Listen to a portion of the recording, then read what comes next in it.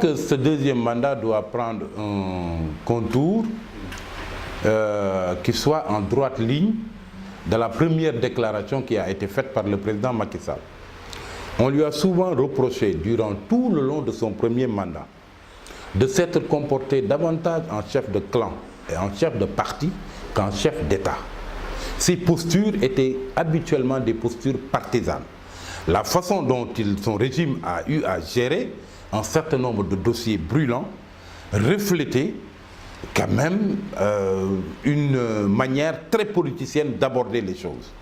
Et c'est pour cette raison que quand, à la suite de la proclamation de sa victoire, il a eu à avoir cette fois-ci non pas une posture partisane, mais une posture présidentielle qui l'amène à prendre de la hauteur, à faire preuve de grandeur, à tendre la main à l'opposition, à avoir surtout le triomphe modeste. Parce que finalement, il a dit que dans cette élection, il n'y a eu ni vainqueur ni vaincu. La deuxième chose également, il s'est aperçu sans doute des fissures, heureusement qu'elles ne sont pas béantes, qui sont apparues lors de cette élection. Écoutez, il y a eu un vote quand même à relent régionaliste, ethnique et confrérique. Il s'en est aperçu. Et ce n'est pas par hasard d'ailleurs qu'il a eu à convoquer Léopold Sédar Senghor et la fabuleuse devise qu'il a trouvée au pays. Un peuple, un but, une foi. Parce qu'il s'est rendu compte qu'il est temps quand même qu'on recolle les morceaux et que ces fissures-là, qui ne sont pas malheureusement béantes, puissent être rapidement refermées. Et c'est pour cette raison que moi je pense que l'opposition devrait d'ailleurs aller répondre à cet appel du dialogue. Pour au moins 4 choses. La première chose, c'est que ce dialogue permettra de réaffirmer et de consacrer une bonne fois pour toutes le caractère un et indivisible du peuple sénégalais. Et rien que le fait d'engager un dialogue peut permettre de refermer ces plaies qui sont apparues lors de ce scrutin. La deuxième chose, c'est que la matière électorale doit être discutée sur au moins 3 points.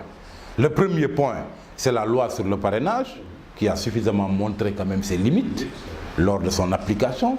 La deuxième chose, c'est cette opération de confection de cartes d'identité nationale biométriques et cartes électorales qui s'éternisent, qui durent depuis très longtemps. Rendez-vous compte, près d'1,5 million de Sénégalais n'ont pas eu de carte d'identité alors qu'ils ont rempli les conditions pour détenir cette carte d'identité et ont été privés de leur droit de vote. La troisième chose, bien évidemment, c'est la fiabilité quand même du fichier. Pour qu'à la veille d'élection, qu'on n'ait plus à parler de fichier électoral qui ne serait pas fiable ou non. Ça, c'est les 2 points. Le troisième point qu'il faudra sans doute discuter, c'est ce que je disais tout à l'heure, ce qui apparaît comme étant le passif du bilan de Macky Sall, c'est-à-dire les institutions. Il va falloir qu'on tende vers un rééquilibrage de ces constitutions. Est-ce que le président de la République le fera en engageant des réformes?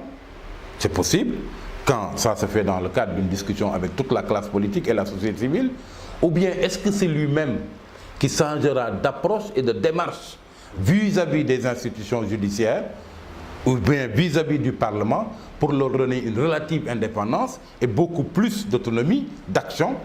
Ça peut être discuté.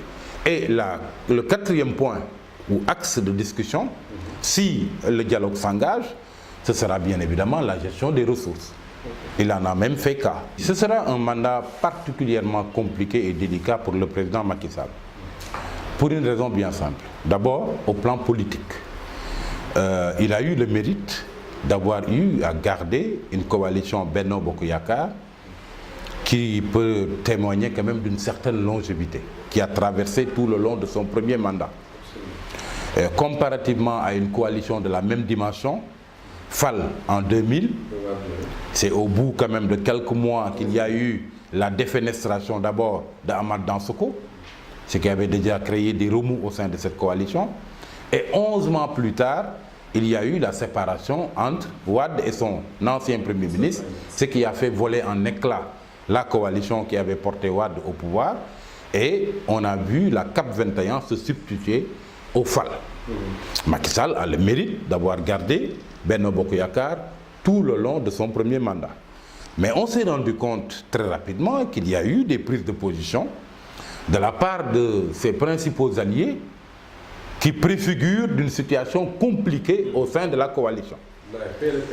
Il y a d'abord le PS, qui dit aspirer à plus de portefeuilles ministériels.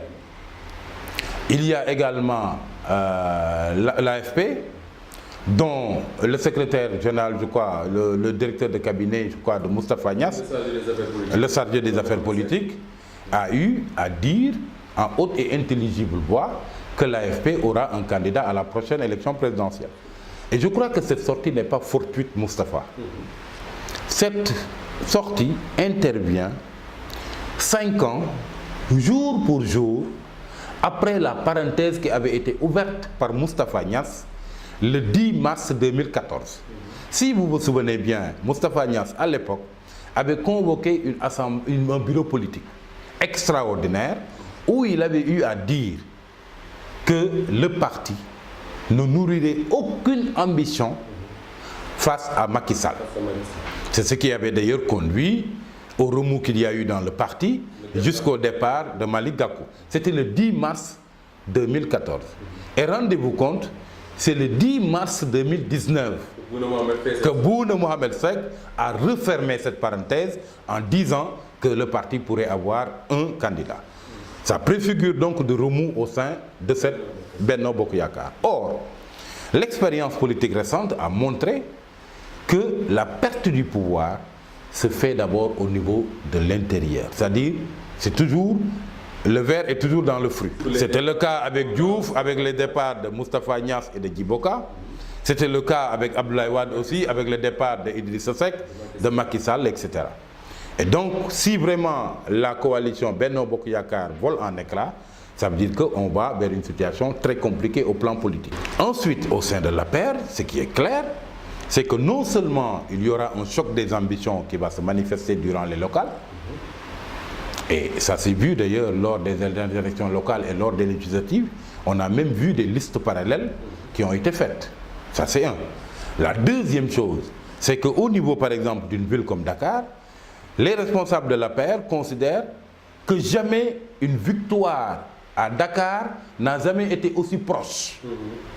Maintenant que Khalifa Sall a été affaibli, maintenant que l'APR a eu à prendre le contrôle de Dakar lors de la dernière élection présidentielle, ce qui va naturellement attiser les ambitions au niveau de l'APR de Dakar. Quelqu'un comme Moustapha Cissé Lo ne s'en cache pas, il veut être maire. Amadou Ba, qui est aujourd'hui de facto le patron de l'APR à Dakar, nourrit également des ambitions. On n'ignore pas également les ambitions d'Abdoulaye Diouf Sarr. Au niveau également de Médina, il y a des ambitions de Seydou Gueye, de Pape Abdoulaye Seck, de Cheikh Ba, etc.